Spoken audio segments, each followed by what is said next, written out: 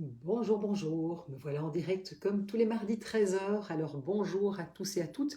Et comme d'habitude, pour ceux qui m'écoutent en replay, soyez gentils, mettez-moi un petit hashtag replay. Et comme d'habitude, si vous avez des commentaires, des suggestions, c'est évidemment toujours intéressant.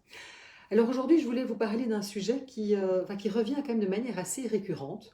Et il y a quelques jours, donc comme peut-être vous le savez, donc je reçois aussi bien en individuel, donc je fais du coaching, donc je reçois des personnes seules, mais je reçois également des couples en tant que médiatrice de couple. Et donc j'avais reçu une demande d'un couple pour venir en consultation parce que voilà, quelques difficultés dans leur couple, comme ça arrive évidemment très souvent. Voilà, pas mal d'entre nous, quand on est en couple, évidemment, c'est pas un long fleuve tranquille et parfois il y a des difficultés qu'on n'arrive pas à résoudre seul. Et donc, c'est vrai que c'est opportun à ce moment-là de demander parfois eh bien, une intervention extérieure. Et donc, ici, je reçois cette demande de rendez-vous. Et puis, mais quelques jours après, ici en l'occurrence, c'était une jeune femme qui avait pris rendez-vous. Elle me dit bah, écoutez, malheureusement, j'annule le rendez-vous parce que quelque part, mon conjoint n'a pas vraiment envie de venir. Je vois bien qu'il vient pour me faire plaisir. Et moi, dans ces conditions-là, j'ai pas envie, quoi. J'ai pas envie d'être la seule pour me battre. Et donc, j'annule le rendez-vous. Et voilà, ça m'a vraiment interpellée parce que je me rends compte que ça arrive quand même très régulièrement, évidemment, qu'il y en ait un des deux qui ait plus envie de venir consulter, qui souffre plus finalement peut-être des difficultés qu'on peut avoir dans son couple. Euh, alors déjà, première chose, je me rends compte que c'est vrai que très souvent, et j'ai pas dit tout le temps, mais quand même très souvent, ce sont les femmes qui font ce genre de démarche. Pourquoi? De nouveau, pourquoi? Parce que quelque part, on a été formaté quand même pour prendre soin d'eux, et notamment évidemment prendre soin de son couple.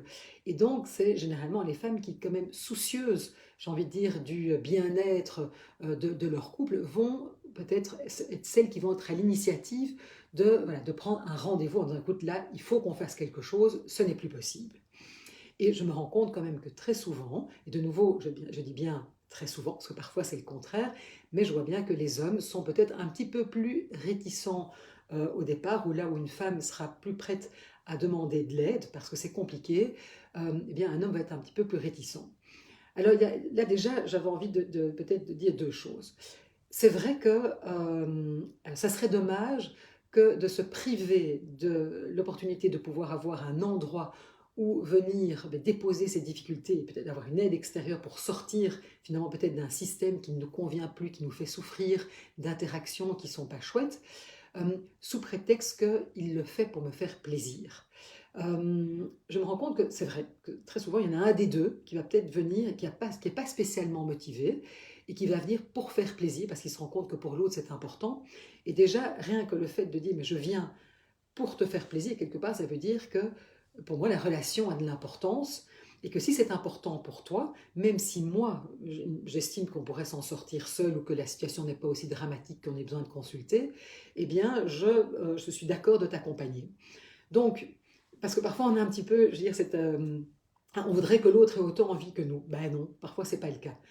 Ceci dit, c'est que je dis que souvent, ce que je vois, même s'il y en a un des deux qui est réticent, à partir du moment où on fait bien, j'ai envie de dire, son job de thérapeute, de médiatrice de couple, de coach de couple, eh bien, très vite, à partir du moment où on peut, je veux dire, on peut avoir l'adhésion des deux parties, eh bien, très souvent, la personne qui était peut-être un petit peu plus réticente se rend compte qu'en fait, que ces séances, elles peuvent être vachement utiles, elles peuvent être bénéfiques, parce que justement, on a un espace où peut-être qu'on peut aborder certains sujets, parler librement sans avoir peur, sachant qu'il y a quand même un cadre sécurisé et sécurisant dans lequel on va pouvoir s'exprimer et surtout avoir quelqu'un qui va peut-être pouvoir reformuler les choses, le recadrer, montrer, disons, une autre manière de voir ce qui se passe, de décoder. Donc, attention, donc de ne pas trop vite se dire ah ben s'il n'en a pas autant envie ou si elle n'a pas autant envie que moi, ah ben tant pis, c'est peine perdue, j'ai plus envie. Parce que là, j'ai envie de dire que quelque part, c'est peut-être un petit peu notre ego qui pourrait parler.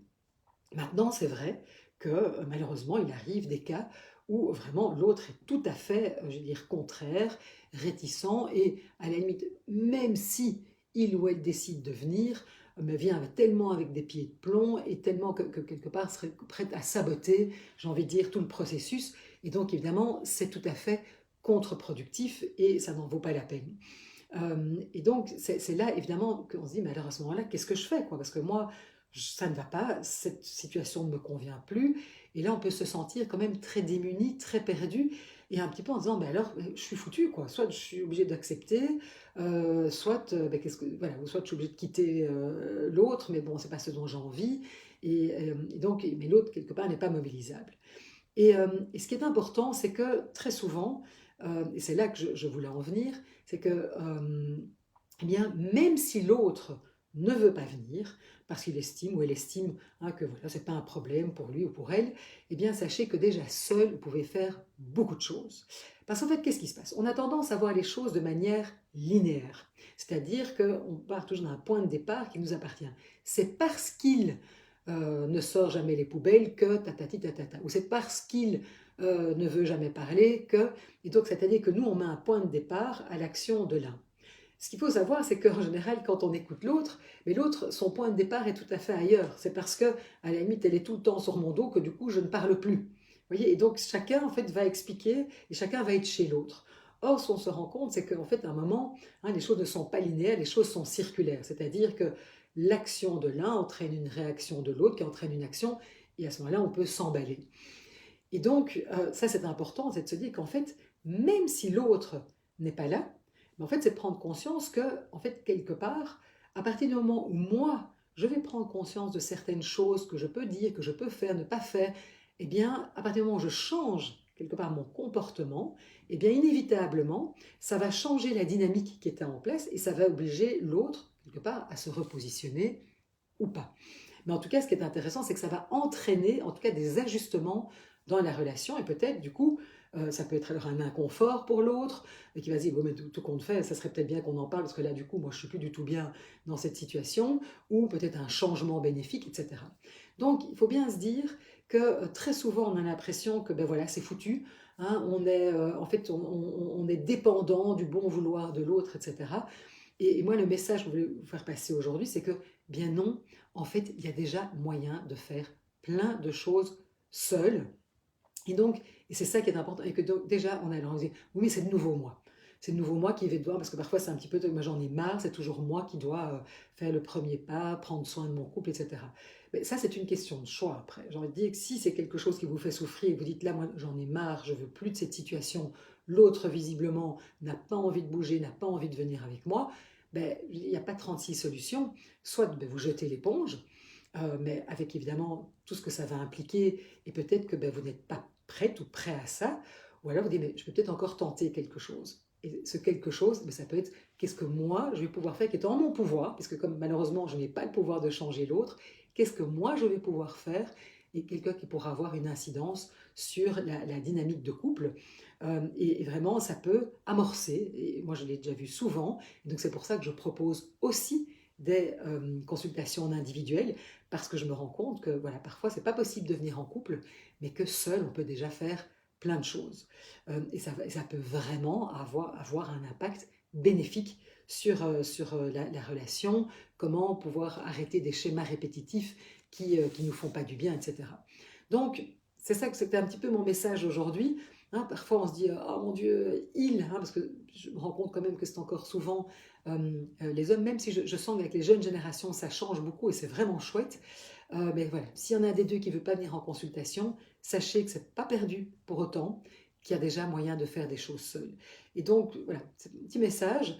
Ne laissez pas quelque part l'ego s'en mêler. Et même si l'autre vient pour vous faire plaisir, mais le fait qu'il ou elle ait envie de vous faire plaisir, c'est déjà très positif. Ça montre que la relation a de l'importance. Et donc, ne gâchez pas, je veux dire, cette possibilité. Et puis, si l'autre vraiment met des bâtons dans les roues et refuse catégoriquement, n'oubliez pas aussi, c'est pas parce que souvent on se dit l'autre refuse parce qu'il n'en a rien à faire. En fait, non. Il faut savoir que pour beaucoup de personnes, d'abord, il y a une réticence à les consulter. Il ne faut pas oublier qu'on a encore, moi je me souviens, la génération de mes parents, c'était mais pourquoi est-ce que j'irais voir un psy, un thérapeute, un coach, je ne suis pas malade. Donc déjà, on associe heureusement, tout ça, les mentalités évoluent, ça change et on se rend bien compte que, oui, qu'à un moment, demander un coup de pouce, avoir quelqu'un qui nous permet de prendre du recul, de voir les choses autrement, ça peut être vachement aidant. Donc ça, heureusement, les choses évoluent.